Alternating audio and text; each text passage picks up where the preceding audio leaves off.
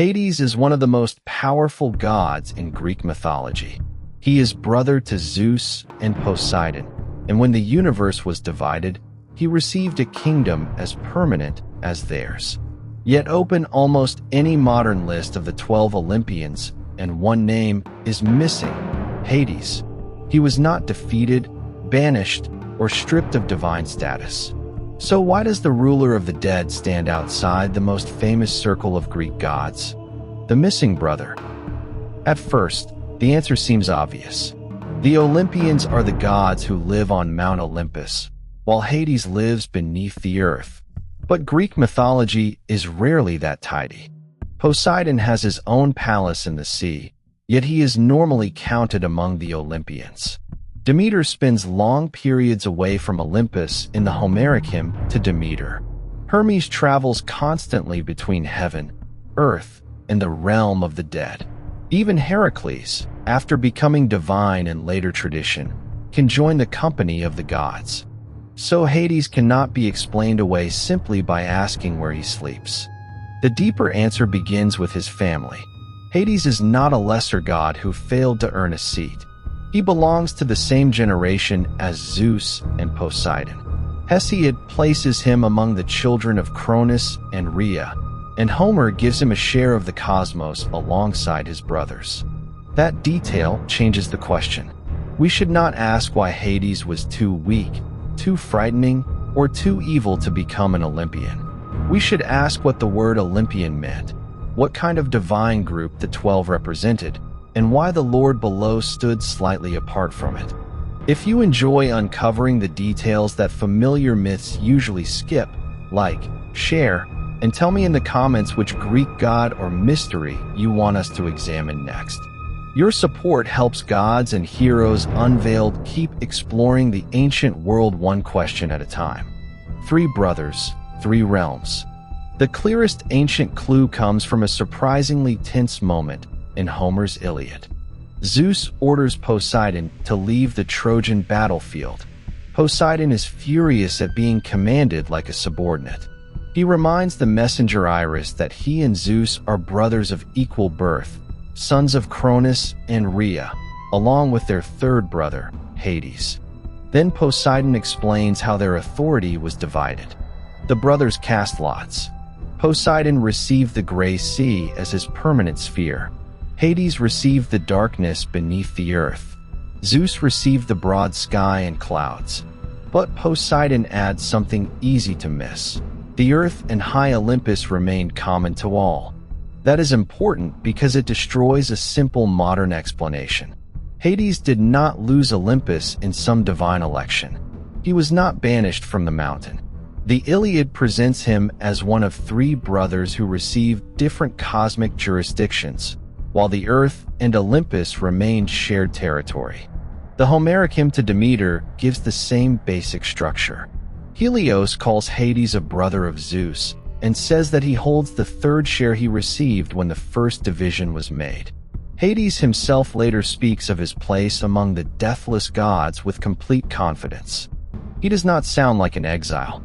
He sounds like a king. His kingdom simply lies in the opposite direction.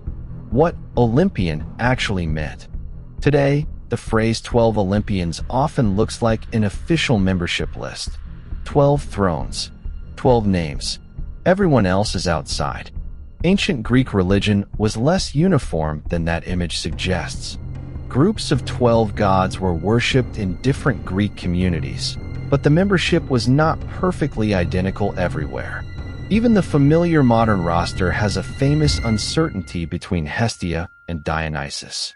Other local groupings could differ more dramatically. This means the 12 should not be treated like a divine family tree or a ranking of the 12 strongest immortals. They were a religious and mythological grouping. The label Olympian also had a broader meaning than one rigid list. Many divine beings could be associated with Olympus without belonging to the familiar 12. The Muses, Graces, Iris, and other gods appear in the Olympian world. Heracles could be imagined there after his apotheosis. Being connected with Olympus and being one of the conventional 12 are not exactly the same thing. Hades creates confusion because he is unquestionably part of the ruling divine family. Yet his identity is built around a realm that is not Olympus. Zeus is the sky king whose authority radiates over gods and mortals. Poseidon rules the sea but repeatedly enters the affairs of the upper world. Athena walks through cities and battlefields. Apollo travels between Olympus, Delphi, and the human world. Hades is different. His authority becomes most meaningful when something crosses the boundary from life into death. The god who ruled below. To understand Hades, forget the modern image of a rejected god brooding because nobody invited him to a feast. The Greeks did not need him on Olympus to make him important. Every mortal eventually entered the realm associated with his power. Kings, warriors, farmers, slaves, heroes, and strangers all faced the same direction in the end. Hades did not need to compete for storms, crops, marriage, music, or victory. His kingdom acquired subjects automatically. That is why one of his ancient titles can mean ruler of many. The Underworld is not presented as a rival heaven ruled by an evil enemy of Zeus. Hades is not the Greek version of the Christian devil. He belongs to the same cosmic order as Zeus. In the Homeric hymn to Demeter, this becomes especially clear. Zeus gives Persephone to Hades, and although Demeter fiercely opposes what has happened to her daughter, the poem never turns Hades into an enemy trying to overthrow Olympus. Hermes can carry Zeus's command into his realm. Hades can negotiate Persephone's return. The conflict is severe, but it occurs inside one divine family and one cosmic system. The difference is jurisdiction. Zeus rules above. Poseidon rules the sea. Hades rules the dead. And because death must remain separated from ordinary life, the god who governs it naturally acquires a different religious atmosphere. The boundary is the point. Why Poseidon is the important exception, but there is still an obvious objection. If Hades is outside the 12 because he rules a separate realm, why is Poseidon included? Poseidon also received his own domain. Homer says the sea became his permanent dwelling. Yet Poseidon is one of the most familiar Olympians. This is where residence alone stops being useful. Poseidon is deeply entangled with the living world. Sailors depend on him. Cities compete for his favor. Horses, earthquakes, coastlines, storms, and voyages bring his power directly into human life. In epic, he moves across the sea, battlefield, and divine assembly. His conflicts with Athena, Odysseus, and Zeus repeatedly place him inside the stories of gods and living mortals. Hades usually functions differently. His realm is a destination, not an environment that ordinary mortals travel through and return from. Myths become extraordinary precisely when someone crosses that boundary. Heracles descends for Cerberus, Orpheus goes below for Eurydice, Odysseus seeks the dead, and Persephone moves between worlds. When Hades appears, the story often announces that the normal order has been interrupted. So Poseidon can rule elsewhere while remaining woven into the Olympian society of the upper world. Hades rules elsewhere in a way that defines separation itself. That distinction is not a written constitutional rule of Greek mythology. It is a pattern visible across the stories and religious imagination. Hades was not an outcast. Modern retellings often make one mistake because it creates easy drama. They turn Hades into the unwanted brother. Zeus gets the sky, Poseidon gets the sea. Poor Hades draws the underworld and is forced to live among the dead. Ancient sources are more interesting. Poseidon in the Iliad describes the three shares as a division among brothers of comparable standing. The Homeric hymn to Demeter even presents Hades' third share as part of his honor. Nothing there says he received the underworld because Zeus disliked him.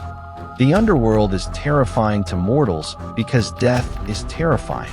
That does not make its ruler powerless or dishonored. In fact, The separation can make Hades feel more formidable. Other gods are constantly arguing, traveling, feasting, seducing mortals, entering wars, and interfering in cities. Hades is comparatively remote. When his gates close, the dead do not normally come back. His power is quiet because his realm does not need publicity. Even his name could be treated cautiously in Greek religious speech, with titles such as Platon, the Wealthy One, becoming associated with him. The earth contains both the dead and the riches beneath the surface.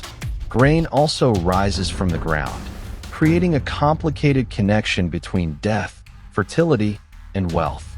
Hades therefore sits at a strange intersection. He is absent from the familiar 12, but impossible to remove from the Greek cosmos. The 12 were never a perfect family list. There is another reason the question feels more mysterious today than it probably should. Modern mythology books love neat categories. 12 Olympians, 12 Titans, 3 major brothers, 1 god for each thing. Greek myth was never built by one author sitting down with a master chart. Homer, Hesiod, local cults, hymns, tragedies, vase painters, temple traditions, and later writers preserved overlapping versions of the divine world. Names, genealogies, emphases, and groupings could change. So when we ask, why isn't Hades one of the 12 Olympians? We are partly asking a question created by our own desire for a perfectly fixed list. The ancient evidence gives us something more flexible. Hades belongs to the generation that overthrew the Titans. He is brother to major Olympian gods. He shares in the division of cosmic rule. High Olympus is not described by Homer as territory forbidden to him. Yet the familiar 12 center on the divine society associated with Olympus and the upper world, while Hades is defined by kingship below. Those statements can all be true at the same time. He is family without being a regular member of the familiar 12. He is powerful without being king of Olympus. He is divine without belonging primarily to the world of the living, the God outside Olympus. And that may be the best way to understand Hades. He is not the 13th god who failed an interview. He is not a villain expelled from heaven. He is not weaker than the gods whose names appear on the standard list. Hades represents a different part of the Greek cosmic order. Zeus looks down from the sky. Poseidon moves beneath the waves. Hades waits beyond the final boundary every mortal must eventually cross. That separation explains why he feels simultaneously central and distant. Greek mythology cannot function without him, but his power does not depend on sitting beside Zeus at an Olympian feast. In a strange way, being outside the 12 makes Hades more distinctive, not less. The Olympians govern much of life. Hades governs what comes after it. So the next time you see a list of the 12 and wonder why Zeus's own brother is missing, remember that the missing name was never a forgotten god. He had already received his kingdom. It was simply below. If this changed the way you see Hades, like, share, and tell me what we should unveil next. A god, hero, monster, object, ritual, or strange question from the ancient Greek world. And one final question. If you could choose between Zeus's sky, Poseidon's sea, and Hades's hidden kingdom, which realm would you dare to rule?